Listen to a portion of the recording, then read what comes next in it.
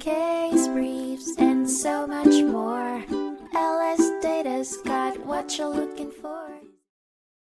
The United Mine Workers of America, UMW, were entangled in a lawsuit in the Supreme Court in 1966 in a case known as United Mine Workers of America vs. Gibbs.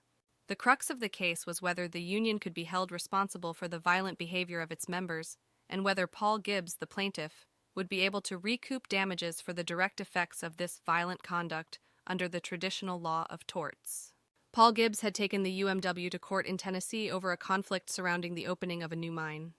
UMW Local 5881 had impeded the opening of this new venture with a picket line, an act Gibbs claimed was a manifestation of a secondary boycott. This act, in his view, was specifically aimed at hindering his business relations with other mining firms.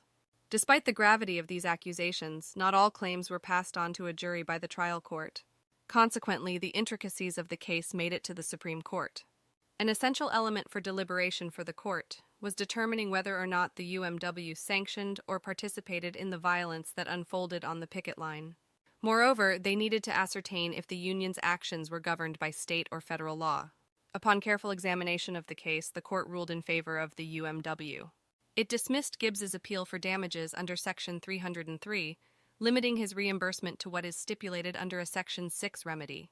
The verdict was based on the absence of substantial evidence to substantiate the claim that the UMW played an active role or endorsed the violence that took place on the picket line.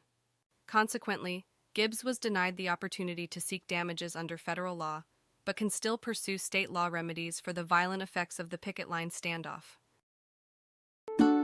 Case briefs, and so much more. LSData's got what you're looking for. Visit lsd.law, elevate your mind. Leave the stress of climb.